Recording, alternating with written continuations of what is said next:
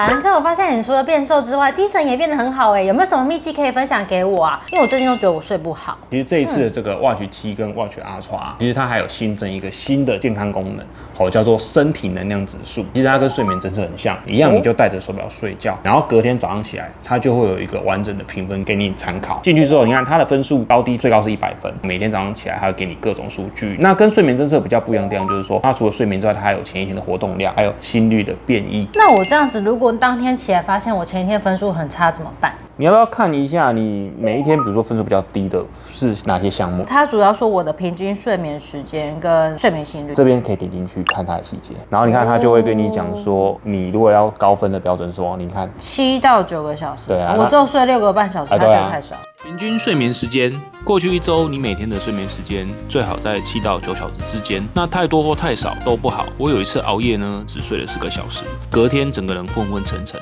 很难集中注意力。规律睡眠时间，1周内的睡眠时间要稳定，每天的时间要差不多，不要误差超过1个小时。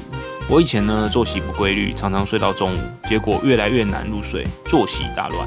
就寝起床时间规律性，就寝和起床的时间要固定，越接近平常越好。我现在呢每天固定时间上床，早上也固定时间起床，这样才感觉精神比较好。睡眠时间建议在晚上11点到凌晨2点之间入睡，越接近这段时间越好。我曾经呢熬夜到3点才睡，结果早上起来头重脚轻，完全不舒服。前一日活动。前一天的活动量和运动的强度会影响你的身心平衡，那运动太多或太少都不好。我有一次呢运动过头，隔天呢全身酸痛，反而没办法好好的工作。睡眠心率，睡觉时的心跳变化越接近7天的平均值是越好的。我压力大时候呢，心跳会变得很不稳，晚上呢也睡不好。睡眠心率变异数值，那比较最近7天的睡眠心跳数值越接近平均是越好的。我注意到，如果我的心跳稳定，睡眠品质也会比较好。我还有另外一个疑问呢，就是我看到他写一个叫做 AGE 指数，但我点进去其实没有办法太了解他要跟我说明的是什么。这个算是一个新的功能，这个东西是帮你测量你的叫做糖化的一个总产物。你看你现在的这个指数是比较平均一点，对不对？对。好，比如说我们再点出它这个细节进去，他说这个东西其实是跟你每天的饮食跟生活习惯很相关。这个指数你不能忽高忽低，如果你的数据忽高忽低的话，它会导致你快速老化，而且会有一些慢性病，比如说像糖尿病这些。原来如此。对，但是你不用担心，因为它这个是没有一个明确数据，它只有一个高低，但你只要都是平均维持，基本上现在就是可以保持你的青春然后再来就是说你也不用怕说这种慢性病但是如果说之后有测量到，忽然高忽然低，就要特别留意一下。好，每天自己再注意一下。谢谢你的分享。不会。这一次我们新的 Watch 很多功能真的让我很印象深刻。那雪人，这次新手表你喜欢哪一款？然后最喜欢的功能是什么？